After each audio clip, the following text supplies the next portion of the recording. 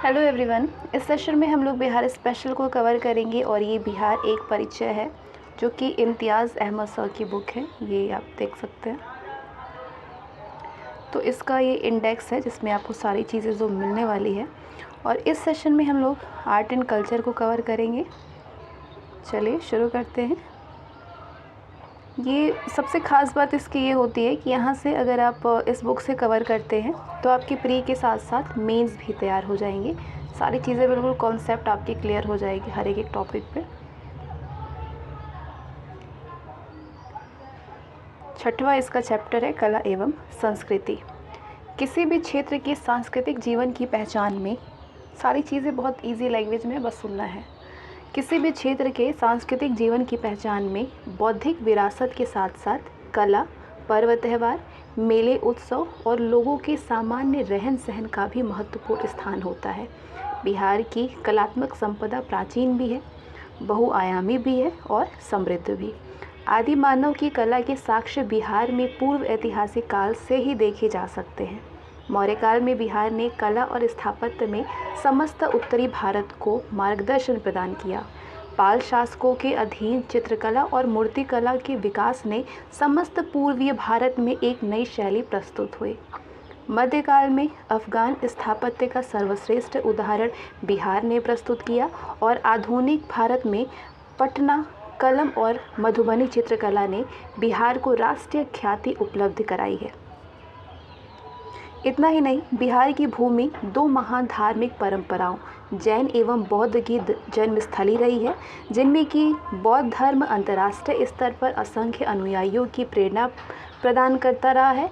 बौद्ध धर्म का प्रभाव इस क्षेत्र की कला, खास करके पाल योगिन कला पर भी निर्णायक रहा है। मौर्य कला की प्रगति के स्पष्ट साक्ष्य बिहार में मौर्य कला से उपलब्ध होने लगते हैं। ये लगभग 4वीं शताब्दी ईसा पूर्व की बात है। इस समय वास्तुकला की विशेष प्रगति हुई थी। मौर्यकालीन स्थापत्य के अवशेष पटना एवं राजगीर में और गया के समीप बराबर की पहाड़ियों में मुख्यतः देखे जा सकते हैं। पटना के दक्षिणी भाग में कुम्हरार से एक विशाल कक्ष के अवशेष मिले हैं जिसमें कि 80 स्तंभ थे। ये संभवतः किसी सभागार या राजमहल का हिस्सा था। केवल इसके खंभों के अवशेष बचे रह गए हैं। ये गोलाकार खंभे पत्थर की एक ही शिला को काट करके बनाए गए हैं और इनमें कोई भी जोड़ नहीं है। इनकी कलात्मक सुंदरता उस चमकीली पॉलिश के कारण और भी बढ़ गई है, जिसके द्वारा इन्हें चिकना और चमकीला बनाया गया है। पत्थर पर इस चमकीली पॉलिश का उपयोग मौर्य वास्तुकला की उत्कृष्ट विशेषता है, जिसके नमूने अशोक द्वारा निर्मित स्तंभों और तत्कालीन मूर्तियों पर भी देखे जा सकते हैं। इन खंभों की बनावट पर ईरानी कला का प्रभाव स्पष्ट है।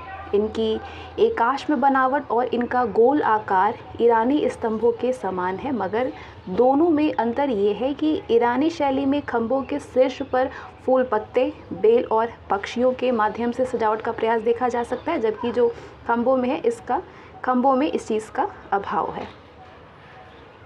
स्मरणीय है कि मौर्यकालीन ये खंभे टूटी हुई अवस्था में हैं और इनके पूर्ण रूप का अनुमान नहीं किया जा सकता है। अशोक के स्तंभ इसका अपवाद प्रस्तुत करते हैं और उनके शीर्ष भाग पर पशुओं की आकृतियों द्वारा सजावट का काम किया गया है। अशोक द्वारा धम्म नीति के प्रचार के लिए बनाए गए ये स्तंभ काफ़ी ऊंचे हैं।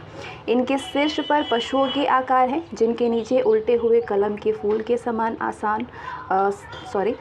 इनके जो उल्टे हैं, मतलब जिनके कि नीचे उल्टे हुए कमल के फूल के समान आसन भी है।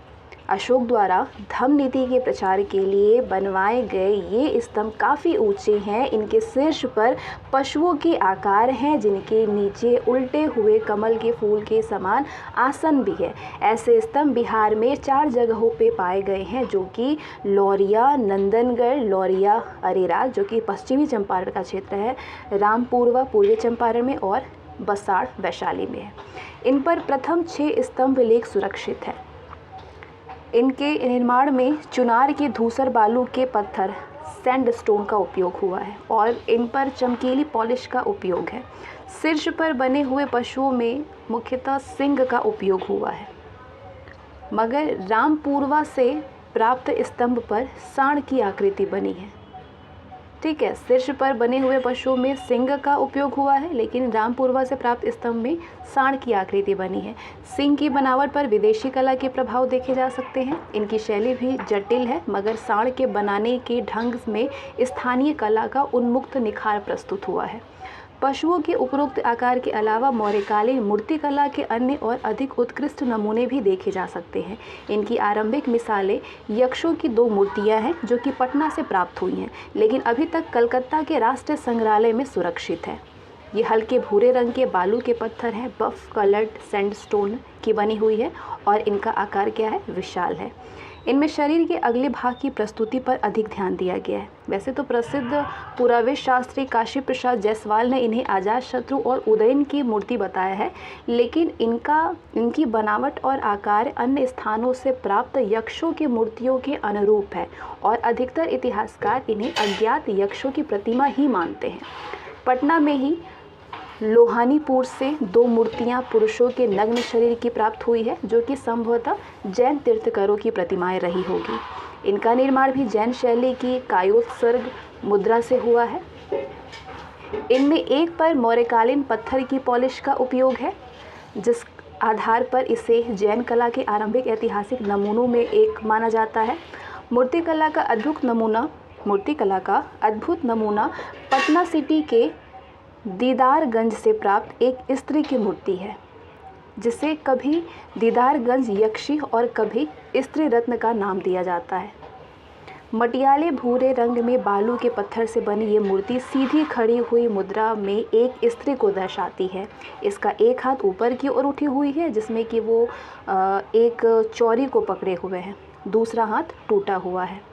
ऊपर का शरीर खुला है, जबकि कमर के नीचे का भाग कपड़े और आभूषण से ढके हुए हैं। स्त्री शरीर के सौंदर्य का ये उत्तम और प्रभावशाली प्रदर्शन है, जिसमें कि छातियाँ भरी भरी हैं, कमर पतली है और नितंब भारी और उभरे हुए हैं। ऐसा माना जाता है कि ये किसी स्त्री विशेष की मूर्ति नहीं, बल्कि नारी के शरीर के सौंदर्य की एक काल्पनिक प्रस्तुति है। चेहरे पर सुंदरता के साथ साथ शांति की अभिव्यक्ति इसके प्रभाव को और बढ़ाती है। मौर्यकालीन पॉलिश का इस पर भी उत्तम प्रयोग हुआ है। एक अद्भुत कलाकृति के रूप में इसका प्रदर्शन विदेशों में आयोजित भारतोत्सव के माध्यम में से भी किया गया है। अभी ये पटना संग्रहालय में सुरक्षित है। बराबर की पहाड़ी की गुफाएं मौर्यकालीन स्थापत्य का एक अन्य उदाहरण है। इनमें अशोक और उसके पुत्र दशरथ के अभिलेख अंकित हैं, जिनसे पता चलता है कि इन गुफाओं का निर्माण आजीविक संप्रदाय के अनुयायियों और बौद्ध भिक्षुओं के निवास के लिए कराया गया था। राजगीर स्थित सोन भंडार की गुफाएं भी इसी क्रम की उपलब्धि प्रतीत होती है। गुफाओं के भीतर भाग पर चमकीली पॉलिश का उपयोग इनकी विशिष्टता है। इन गुफाओं से ही कालांतर में पहाड़ी गुफाओं के भीतर चैत्य और विहार के निर्माण की शैली प्रेरित हुई है, जिसके उदाहरण मौर्योत्तर काल में दक्कन क्षेत्र में देखे जा सकते हैं। शुंग और कुषाण काल में कला का विकास जारी रहा है, मगर इस काल के नमूनों से मौर्यकालीन कलात्मक गुणवत्ता नहीं प्रकट होती है और इनकी संख्या भी बहुत कम है। गुप्त काल में पुनः वास्तुकला का विकास बड़े पैमाने पर हुआ है। इनकी प्रेरणा सारनाथ के क्षेत्र में विकसित और मथुरा कला से प्रभावित शैली से प्राप्त हुई थी। गुप्तकालीन मूर्तिकला के नमूने रोहतास, भोजपुर, नालंदा, राजगीर, गया, वैशाली, सुल्तानगंज, पटना आदि स्थानों से प्राप्त हुए हैं। बौद्ध धर्म की तुलना में हिंदू धर्म का प्रभाव इनमें अधिक झलकता है। इस काल में कई मंदिरों का भी निर्माण हुआ है। नालंदा का विद्या केंद्र और इससे संबद्ध कुछ अवशेष गुप्तकालीन स्थापत्य कला के सुंदर उदाहरण प्रस्तुत करते हैं। ये परंपरा गुप्तोत्तर काल में भी बनी रही है, मगर इस दिशा में विशिष्ट प्रगति पाल युग में ही संभव हुई है। आगे समझते हैं पाल कला को। पाल युग में पत्थर और कांसे की मूर्तियों के निर्माण की एक उन्नत शैली का विकास बिहार में हुआ, जिसका प्रसार बंगाल में भी देखा जा सकता है। कांस्य प्रतिमाओं के निर्माण की इस शैली में निर्णायक देन धीमन और उसके पुत्र विठ्ठलपाल की रही है। ये नालंदा के निवासी थे और 9वीं शताब्दी ईस्वी के 2 महान पाल शासकों धर्मपाल और देवपाल के समकालीन थे। स्मरणीय है कि नालंदा में मंदिर स्थल संख्या 13 से प्राप्त अवशेष धातु को गलाने और उसे सांचों में ढालने के प्रमाण प्रस्तुत करते हैं। पालकालीन कांस्य प्रतिमाएं सांचे में ही ढली हैं, कास्ट इमेजेस। इनके अनेक नमूने नालंदा और कुर्कीहार, जो कि गया के समीप है, नालंदा और कुर्कीहार से प्राप्त हुए हैं। नालंदा से प्राप्त नमूने मुख्यतः देवपाल के समय के हैं, जबकि कुर्कीहार, जिसे कुछ इतिहासकार बौद्धों के कुक्कुटपाद महाविहार के रूप में पहचानते हैं, कुकरीहार, इससे प्राप्त मूर्तियां परवर्ती काल की हैं। दोनों की शैली वस्तुतः एक ही समान है। इसके अतिरिक्त फतेहपुर, अंतिचक, इमादपुर आदि से भी ऐसी मूर्तियां, कांसे के बने हुए स्तूपों के नमूने और कुछ बर्तन भी पाए गए हैं। प्रधानता मूर्तियों की है, जिनमें कि अधिकतर बौद्ध धर्म से प्रभावित है। बुद्ध, बोधिसत्व, अवलोकितेश्वर, मंजूश्री, मैत्रेय, तारा, जमला, हथग्रीव आदि को इन मूर्तियों में दर्शाया गया है। हिंदू धर्म के देवी देवताओं में मुख्यतः विष्णु, बलराम, सूर्य, उमा महेश्वर और गणेश की मूर्तियां देखी जा सकती हैं। पाल युग में पत्थर की मूर्तियां भी कलात्मक सुंदरता का उत्तम उदाहरण प्रस्तुत करती हैं। ये मूर्तियां काले बेसाल्ट पत्थर यानी ब्लैक बेसाल्ट की बनी हैं, जो कि संथाल परगना, झारखंड और मुंगेर जिला की पहाड़ियों से प्राप्त किए गए हैं। संथाल परगना कहाँ पे? झारखंड में है। तो सामान्यतः इन मूर्तियों में केवल शरीर के अगले भाग को देखने पर ध्यान दिया जाता है। कुछ ही मूर्तियों में पिछले भाग को भी उतने ही ध्यानपूर्वक ढंग से बनाया गया है। मूर्तियों में अलंकार की प्रधानता है। इन मूर्तियों में भी मुख्यतः देवताओं का ही चित्रण किया गया है। प्रधानता बुद्ध की मूर्तियों की है। इसके बाद विष्णु की मूर्तियां हैं। शैव मत और जैन धर्म का प्रभाव बहुत सीमित रहा है और इनसे संबद्ध मूर्तियां यदा कदा ही देखी जा सकती है। सभी मूर्तियां अत्यंत सुंदर है और कला की परिपक्वता को दर्शाती है। अलंकार की प्रधानता इन्हें और भी आकर्षक बनाती है। अधिकांश मूर्तियों में गौतम बुद्ध के जीवन की महत्वपूर्ण घटनाओं को दिखाया गया है, जैसे कि उनका जन्म, ज्ञान की प्राप्ति, प्रथम धर्मोपदेश की प्रस्तुति, निर्वाण आदि। इस काल में सुंदर और कलात्मक मृदभांड भी देखे जा सकते हैं। इनके कुछ उल्लेखनीय उदाहरण भागलपुर के समीप अंतिचक में विक्रमशिला महाविहार के अवशेषों से प्राप्त हुए हैं। ऐसी मूर्तियां दीवारों पर सजावट के लिए बनाई जाती हैं। इनमें धार्मिक और सामान्य जीवन के दृश्य देखे जा सकते हैं। लोगों के रहन सहन, खान पान, वेशभूषा, क्रियाकलाप, क्रीड़ा एवं मनोरंजन, सुख दुख, रीति रिवाज और संस्कार आदि की झलक इनमें देखी जा सकती है। ऐसी प्रस्तुतियों में धार्मिक प्रभाव स्पष्ट है। बुद्ध, बोधिसत्व, तारा आदि के प्रस्तुति बौद्ध धर्म और विष्णु, आदिवराह, अर्धनारीश्वर, सूर्य और हनुमान की प्रस्तुति हिंदू धर्म के प्रभाव को स्पष्ट करती है। कलात्मक सुंदरता का एक उत्कृष्ट उदाहरण एक तख्ती है, जिस पर कि एक स्त्री को बैठी हुई मुद्रा में दिखाया गया है। दाहिनी पैर बाएं पैर पर रखा है और शरीर झुका हुआ है। एक हाथ में आईना लिए हुए वो अपने रूप को निहार रही है और दूसरे हाथ की उंगलियों से अपनी मांग में सिंदूर भर रही है।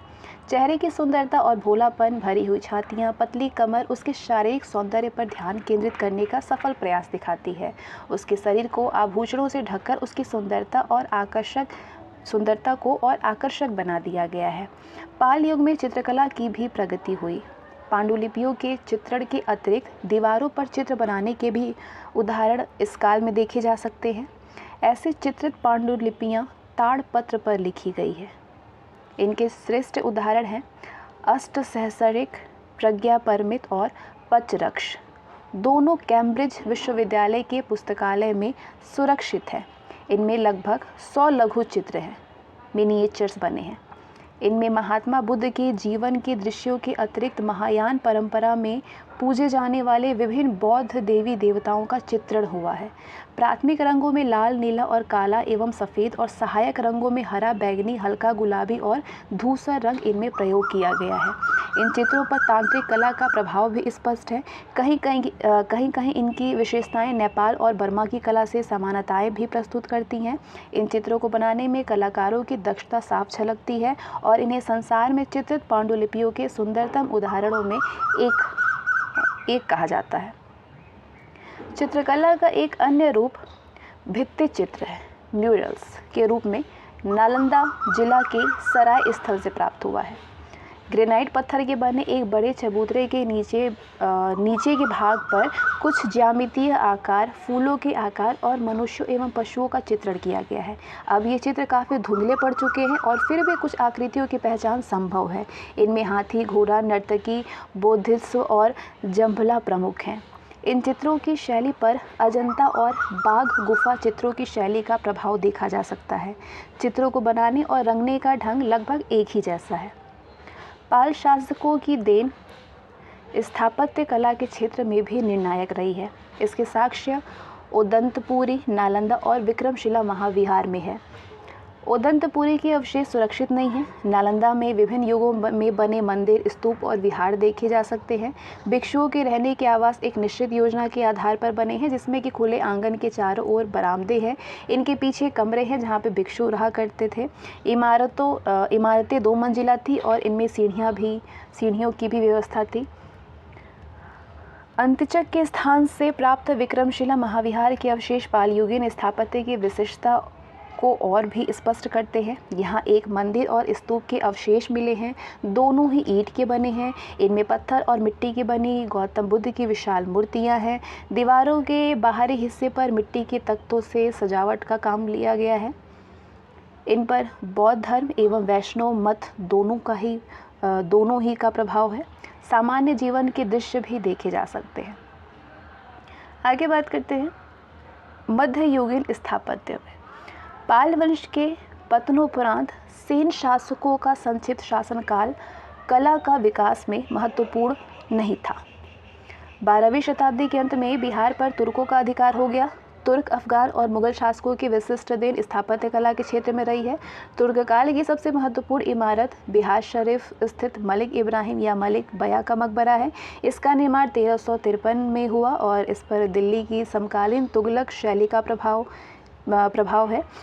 इसकी सीधी प्रेरणा गयासुद्दीन तुगलक के मकबरे से ली गई है, जिसका सबूत ढलानी दीवारों और लंबूतरे गुंबद में देखा जा सकता है। अफगान शैली का प्रतिनिधित्व सहसराम स्थित 3 मकबरों से होता है, जो कि हसन खां, शेर शाह और इस्लाम शाह के हैं। शेर शाह का मकबरा बिहार में ही नहीं बल्कि समस्त भारत में अफगान स्थापत्य का सर्वश्रेष्ठ नमूना है। इसका निर्माण 1535 से 1545 में पूरा हुआ। झील के मध्य में स्थित अष्टकोणीय आकार का ये मकबरा चौकोर चबूतरे पर बना है, जिसके चारों ओर सीढ़ियाँ हैं। इनकी छत एक भव्य गुंबद के रूप में है। अपनी सादगी, संतुलित रूप और गंभीरता के लिए ये मकबरा प्रसिद्ध है। अष्टकोणीय मकबरों की श्रृंखला का ये आखिरी और सर्वश्रेष्ठ उदाहरण भी है। मुगल शैली का बिहार में सबसे सुंदर उदाहरण 1617 में निर्मित शाह दौलत का मनेर स्थित मकबरा है। इसे जहांगीर के शासनकाल में बिहार के प्रांतपति इब्राहिम खां काकर ने बनवाया था। इसका निर्माण लाल पत्थर से हुआ है। इस पर अकबर के अधीन विकसित संश्लेषित शैली का भी प्रभाव है। साथ ही इसमें शाहजहां के समय में विकसित होने वाली अलंकृत मुगल शैली का पूर्वानुमान भी मिलता है। इसकी सुंदर जालियां, ऊंचा चबूतरा और भव्य गुंबद इसका मुख्य आकर्षण है।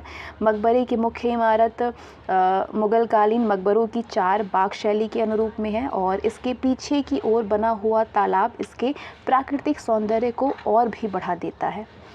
यूरोपीय व्यापारियों के आगमन से यूरोपीय स्थापत्य की शैली का प्रभाव भी बिहार में पड़ा।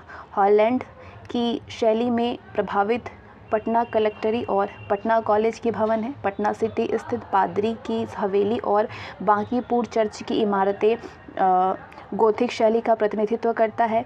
राजभवन, मुख्य सचिवालय और उच्च न्यायालय की इमारतों पर यूरोपीय पुनर्जागरण काल की शैली का प्रभाव है, जबकि हिंदू इस्लामी शैली के परवर्ती उदाहरण पटना संग्रहालय और सुल्तान पैलेस की इमारतों में देखे जा सकते हैं। चित्रकला। अब एक एक करके हम चित्रकला को समझेंगे। पटना कलम की बात करते हैं तो मुगल साम्राज्य के पतन की अवस्था में शाही दरबार में कलाकारों को प्रश्रय न मिलने के कारण इनका पलायन अन्य क्षेत्रों में होने लगा था। इस क्रम में चित्रकला के विभिन्न क्षेत्रीय रूप भी विकसित हुए हैं। इन्हीं में से एक पटना कलम या पटना शैली भी है। इसका विकास 18वीं शताब्दी के आरंभिक दशक तक बना रहा। इस तरह पटना कलम का जीवनकाल 1.5 शताब्दी से अधिक रहा। इस शैली पर एक और मुगल शाही शैली का प्रभाव प्रभाव है तो दूसरी ओर तत्कालीन ब्रिटिश कला का भी। साथ ही साथ इसमें स्थानीय विशेषताएं भी स्पष्ट हैं। इन्हीं के सम्मिश्रण से इस शैली की अपनी पृथक पहचान बनी। पटनाकलम के चित्र लघु चित्रों मिनिएचर्स की श्रेणी में आते हैं, जिन्हें कि अधिकतर कागज और कहीं कहीं हाथी दांत पर बनाया गया है। सामान्यतः इन चित्रों में दैनिक जीवन के दृश्य और जनसाधारण के जीवन का ही चित्रण हुआ है। लकड़ी काटता हुआ बढ़ई, मछली बेचती हुई औरत, लोहार, सुनार, एक्वा वाला, पालकी उठाए हुए कहार, खेत जोतता हुआ किसान, साधु सन्यासी आदि के चित्र सामान्यतः इस शैली में देखे जा सकते हैं। इनके अलावा पशु पक्षियों को भी दिखाया गया है और विभिन्न प्रकार के फूलों का भी चित्रण हुआ है। ऐसे चित्रों में पृष्ठभूमि का महत्व नहीं है। मनुष्यों के चित्रों में ऊंची नाक, भारी भव्य पतले चेहरे, गहरी आंखें और पुरुषों की घनी मूछें दिखाई गई हैं। तस्वीरों को बनाने में पेंसिल से खाका बनाकर रंग भरने के बदले ब्रश से ही तस्वीर बनाने और रंगने का काम हुआ है। अधिकतर गहरे भूरे, गहरे लाल, हल्के पीले और गहरे नीले रंग का प्रयोग इन चित्रों में हुआ है। मुगल दरबार की शाही शैली से पटनाकलम कई आधार पर भिन्नता रखता है। इन चित्रों में सजीवता और सामान्य जीवन में इनका घनिष्ठ संबंध सबसे महत्वपूर्ण है। इसके अलावा रंगों के उपयोग और छायांकन के तरीकों में भी अंतर स्पष्ट है। इस शैली के महत्वपूर्ण चित्रकारों में पहला नाम सेवक राम का है। उनका काल 1770 से 1830 था। इसके अतिरिक्त हुलास लाल भी इस शैली के आरंभिक प्रतिनिधियों में एक थे। उनका काल 1785 से 1885 था। उनके प्रसिद्ध चित्रों में दिवाली और होली के दृश्य दिखाए गए हैं। अन्य चित्रकारों में जयराम दास, शिवदयाल लाल आदि प्रमुख हैं। इस श्रृंखला के अंतिम प्रतिनिधि ईश्वरी प्रसाद थे। इन चित्रों के नमूने पटना संग्रहालय में बड़ी संख्या में सुरक्षित है। अगली चित्रकला है मधुबनी चित्रकला। मधुबनी चित्रकला का इतिहास पुराना है और पुराना तो है मगर इसे ख्याति हाल के दशकों में ही प्राप्त हुई है। ये एक लोक कला है जिसमें महिलाओं की ही पूर्ण भूमिका रही है। ये चित्र दो प्रकार के होते हैं, भित्ति चित्र और अरिपन। भित्ति चित्र में 3 रूप देखे जा सकते हैं। कौन कौन से? गोसनी के रूप घर की सजावट, कोहबर घर की सजावट, कोहबर घर के कोड़िया की सजावट। पहली श्रेणी के चित्र धार्मिक महत्व के होते हैं, जबकि अन्य 2 में प्रतीकों का उपयोग अधिक होता है। सभी चित्र महिलाओं द्वारा बनाए जाते हैं। इसमें भी ब्राह्मण और कायस्थ परिवारों का योगदान मुख्य होता है। धार्मिक भित्ति चित्रों में दुर्गा, राधा कृष्ण, सीताराम, शिव पार्वती, विष्णु लक्ष्मी आदि का अधिक चित्रण होता है। कोहबर घर के भीतर और बाहर बने चित्र कामुक प्रवृत्ति के होते हैं। इनमें कामदेव, रति और यक्षिणियों के अतिरिक्त पुरुष और नारी की ज्ञानेंद्रियाँ बनाई जाती हैं। पृष्ठभूमि के लिए पशु पक्षियों और वनस्पतियों के चित्र बनाए जाते हैं, मगर इनका भी प्रतीकात्मक महत्व होता है। चित्र मुख्यतः दीवारों पर ही बनाए जाते हैं, मगर हाल में कपड़े और कागज पर भी चित्रांकन की प्रवृत्ति बढ़ी है। चित्र उंगलियों से या बांस की कूची से बनाए जाते हैं। उन्नत शैली के अभाव में भी लोक कल्पना की ऊंची उड़ान, कला से गहरा भावात्मक लगाव और सुंदर प्राकृतिक रंगों का प्रयोग इन चित्रों की विशेष आकर्षण प्रदान करता है इस चित्रों को। इन चित्रों में प्रयोग किए जाने वाले रंग ज़्यादातर वनस्पति से प्राप्त किए जाते हैं। हरा, पीला, लाल, नीला, केसरिया, नारंगी, बैगनी आदि रंग मुख्यतः प्रयोग हुए हैं। मधुबनी कला का एक अन्य रूप अरिपन चित्र है। यहाँ आंगन में या चौखट के सामने ज़मीन पर बनाए जाने वाले चित्र हैं। इन्हें बनाने में कूटे हुए चावल को पानी और रंग में मिलाया जाता है। इन चित्रों को उंगली से ही बनाते हैं। अरिपन चित्रों में 5 श्रेणियाँ निर्धारित की जाती है। कौन कौन सी? मनुष्य और पशु पक्षियों को दर्शाने वाले चित्र, फूल, पेड़ और फलों के चित्र, तंत्रवादी प्रतीकों पर आधारित चित्र, देवी देवताओं के चित्र, स्वास्तिक, दीप आदि के आकार। इनके अतिरिक्त विभिन्न अवसरों के लिए अरिपन के अलग अलग रूप प्रचलित हैं। अविवाहित लड़कियों के लिए तुलसी पूजा के अवसर पर बनाए गए अरिपनों में ज्यामितीय आकार, विशेषकर त्रिकोण और आयताकार का अधिक प्रयोग होता है। साझा अरिपन या कल्याणवादी अरिपन का अधिक प्रचलन है। विवाह और उत्सवों पर पत्तियों के आकार का सर्वाधिक उपयोग होता है। अपने इस विविध रूपों में मधुबनी चित्रकला अन्य लोक कलाओं की तरह पूर्व त्योहारों और पारिवारिक अनुष्ठानों से बहुत गहरी तरह से जुड़ी हुई है। विगत वर्षों में इसकी लोकप्रियता बढ़ी है। इस शैली के मुख्य प्रतिनिधियों में पद्मश्री सिया देवी, कौशल्या देवी आदि के नाम लिए जा सकते हैं। वर्तमान में मधुबनी चित्रकला के कुछ प्रमुख केंद्र हैं: मधुबनी, सिमरी, लहेरिया सराय, रांची आदि। मधुबनी हस्तकला खासकर चित्रकला के आए दिन विदेशों में लगातार प्रदर्शनियाँ आयोजित की जा रही हैं। शशिकला देवी के चित्रों की प्रदर्शनी जापान में हो चुकी है। स्थिति ये है कि जापान के तोकामाची सिटी में मिथिला पेंटिंग का संग्रहालय बनाया जा रहा है। इस प्रकार का अनूठा संग्रहालय भारत में भी नहीं है। कला को व्यापारोन्मुख बनाने के साथ साथ पुरानी शैली में कुछ नवीनता के पुट भरने का प्रयास किया जा रहा है। मिथिला पेंटिंग में शैलीगत विशेषता यह है कि इन चित्रों में चित्रित वस्तुओं का मात्र सांकेतिक स्वरूप दिया जाता है। जैसे कि उदाहरणतः अगर किसी पक्षी का चित्र देना है तो उसका आकार ऐसा दिया जाता है कि बस लगे कि कोई पक्षी है। अगर किसी आदमी का चित्र देना है तो उसके शारीरिक सौंदर्य एवं सौष्ठव का ध्यान देने की अपेक्षा पुरुष अथवा स्त्री के व्यवसाय गुण एवं दार्शनिक पक्षों की सूक्ष्मता के साथ दर्शाया जाता है। रंगों की विशेषता इसका दूसरा पक्ष है। वैसे तो अब व्यावसायिक दृष्टिकोण से कृत्रिम रंगों का प्रयोग भी किया जाने लगा है, लेकिन शैलीगत विशिष्टता अभी भी प्राकृतिक रंगों में ही कायम है। प्राकृतिक रंगों के निर्माण में काला रंग काजल एवं जौ जलाकर बनाया जाता है। पीला रंग चूना एवं बैर के पत्ते को दूध में मिला करके, नारंगी रंग पलास के फूल से, कुसुम के फूल अथवा त्वित के फूलों से, लाल रंग एवं शीशम के पत्ते से हरा रंग बनाया जाता है। संगीत एवं नृत्य।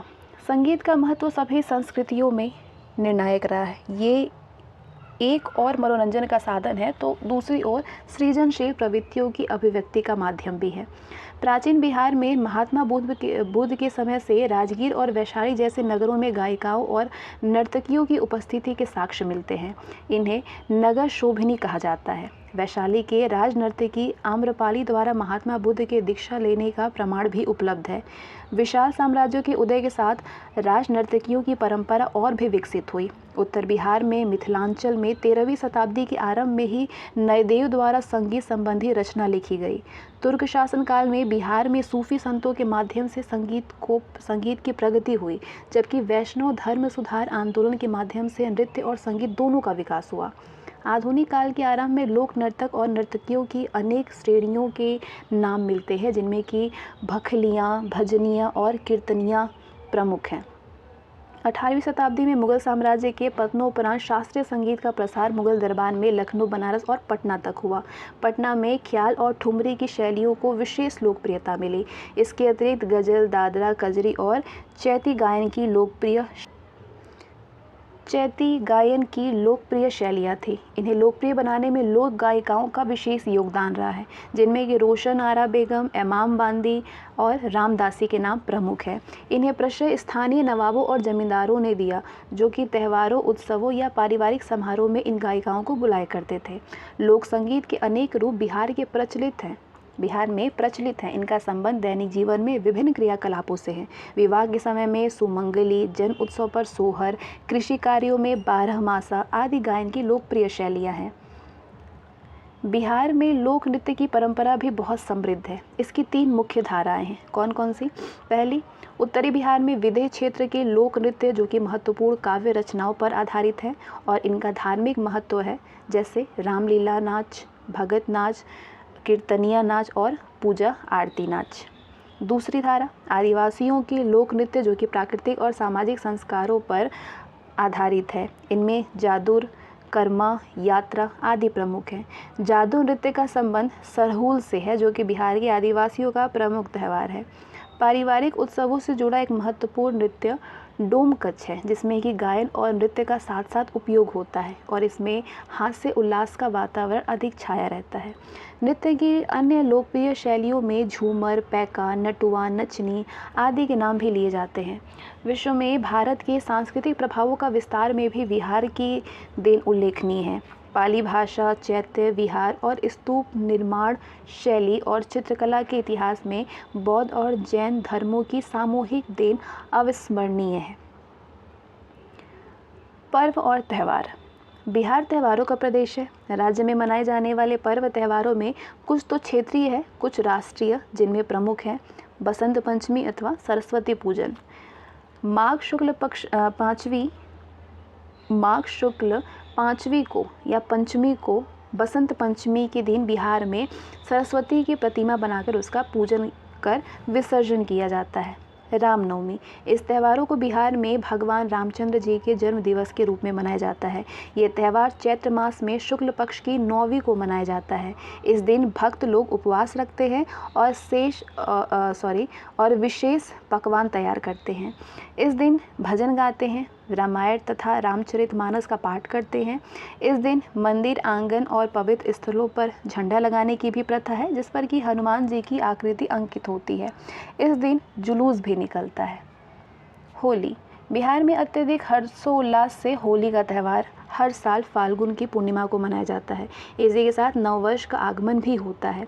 इस त्यौहार का संबंध भक्त प्रहलाद के जलाए जाने के प्रयास से है। प्रहलाद तो सुरक्षित रहा, मगर उसे जलाने की चेष्टा में होलिका स्वयं जल गई। ये त्यौहार बुराई और अच्छाई की विजय का प्रतीक है। शिवरात्रि, फाल्गुन महीने के कृष्ण पक्ष के 14वें दिन ये त्यौहार मनाया जाता है। ये शिव एवं पार्वती के विवाह का स्मारक है। रक्षाबंधन, ये त्यौहार श्रावण माह की पूर्णिमा को मनाया जाता है। इस दिन बहनें अपने भाइयों को राखी बांधती हैं, जिसका अर्थ भाइयों द्वारा बहनों की रक्षा का प्रण है। तीज एवं चौथ, भाद्र मास की तीसरी और चौथी तारीख को महिलाओं द्वारा ये त्यौहार अपने पति के कुशल मंगल के लिए मनाया जाता है। इस उद्देश्य से महिलाएं व्रत रखती हैं। जन्माष्टमी, भाद्र मास के कृष्ण पक्ष के 8वें दिन ये त्यौहार भगवान कृष्ण के जन्मोत्सव के रूप में मनाया जाता है। अनंत चतुर्दशी, भाद्र पूर्णिमा के दिन भगवान विष्णु की पूजा का आयोजन इस पर्व में होता है। महालया, ये आश्विन के कृष्ण पक्ष के रूप में 15 दिन तक मनाया जाता है। इस अवसर पर हिंदू अपने पितरों का श्राद्ध और तर्पण करते हैं। विजयदशमी, ये त्यौहार आश्विन माह के शुक्ल पक्ष की 10वीं को मनाया जाता है। ये त्यौहार अच्छाई की बुराइयों पर विजय का प्रतीक है। इस दिन राम ने रावण का वध कर दिया था, अतः नगरों में रामलीला की जाती है और रावण, मेघनाद और कुंभकर्ण के पुतले जलाए जाते हैं। दीपावली, ये त्यौहार कार्तिक मास की अमावस्या को हिंदू समाज और जैन समाज में बड़ी धूमधाम से मनाया जाता है।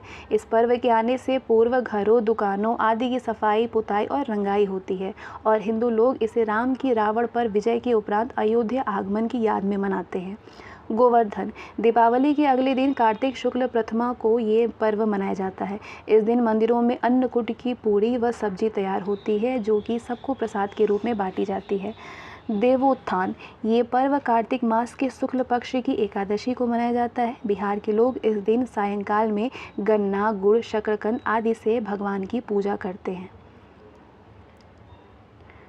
दावत पूजा, ये पर्व काश्यप जाति द्वारा विशिष्ट रूप से मनाया जाता है। कार्तिक मास के शुक्ल पक्ष के दूसरे दिन चित्रगुप्त भगवान की पूजा की जाती है। छठ पूजा, बिहार के क्षेत्रीय त्यौहारों में सबसे महत्वपूर्ण छठ पूजा है।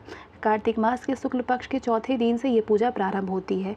इस अवसर पर सूर्यदेव की पूजा होती है। अर्घ्य डाला जाता है, जिसमें कि पहला अर्घ्य सूर्यास्त और दूसरा अर्घ्य सूर्योदय के समय में डाला जाता है। ईद, मुसलमानों का ये प्रमुख त्यौहार है, जो कि रमज़ान महीने के उपवास की समाप्ति के बाद मनाया जाता है। इसके माध्यम से श्रद्धालु मुसलमान उपवास के महीने के सफल समापन का धन्यवाद ज्ञापन करते हैं और एक दूसरे को बधाइयाँ देते हैं। इसे ईद उल फितर भी कहते हैं, क्योंकि इसके पूर्व फिन्ना या दान भी दिया जाता है।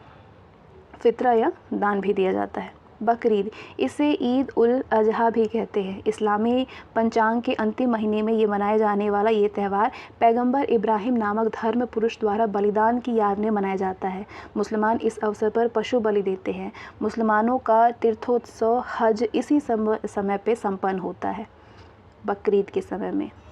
मुहर्रम इस्लामी पंचांग के पहले महीने का नाम है। इस महीने की 10वीं तारीख को हजरत इमाम हुसैन, उनके परिवार के अन्य सदस्य एवं अनुयायी शहीद हुए थे। इसी महत्वपूर्ण घटना के याद में मुहर्रम मनाया जाता है।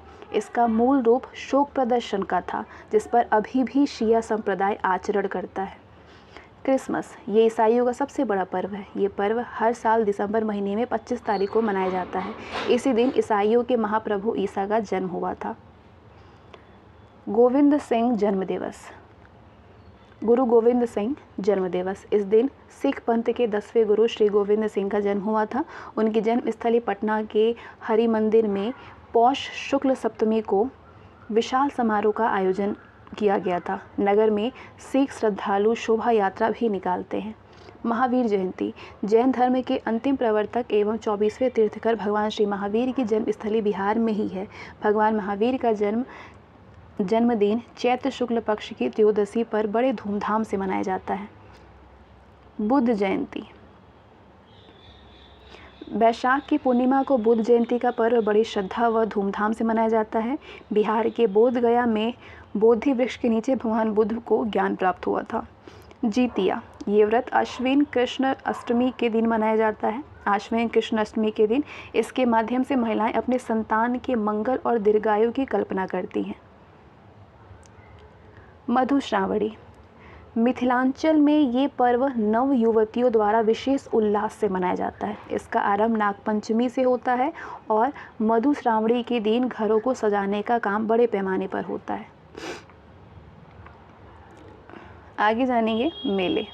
बिहार राज्य में छोटे बड़े अनेक मेले लगते हैं। वे मेले किसी पर्व त्यौहार के अवसर पर तीर्थ स्थानों में अक्सर लगते हैं।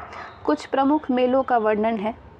वैशाली का मेला महावीर की जन्मस्थली वैशाली में चैत्र शुक्ल त्रयोदशी को एक मेले का आयोजन किया जाता है। इस मेले में जैन धर्मावलंबी पूरे देश से एकत्रित होते हैं। हरिहर क्षेत्र का मेला ये भारत का सबसे बड़ा पशु मेला माना जाता है, जो कि गंगा गंडक के संगम पर सोनपुर में आयोजित होता है। ये मेला पूरे एक पक्ष तक चलता है। संभवतः ये मेला मुगलों के शासनकाल से आयोजित होता आ रहा है।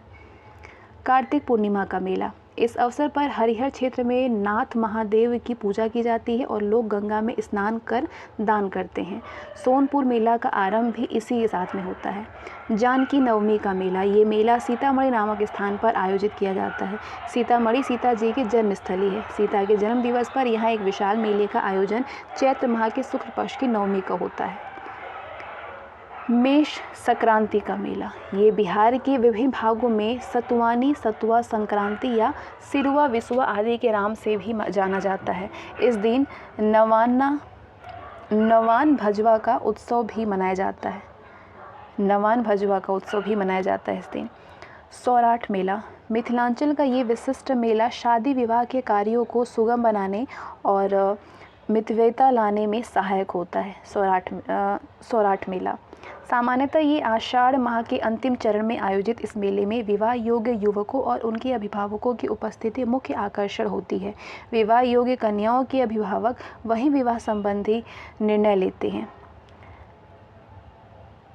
पंजीकारों द्वारा गोत्र और कुल का प्रमाण प्रस्तुत किया जाता है और विवाह की बात तय होने पर तत्कालिक विवाह का आयोजन भी हो जाता है। इसके साथ ही आज का सेशन और आर्ट और कल्चर बिहार का कंप्लीट होता है इम्तियाज़ अहमद सर के बुक से। इसके बाद नेक्स्ट सेशन में बाकी सारे जितने भी टॉपिक हैं उनको भी हम लोग कवर करेंगे।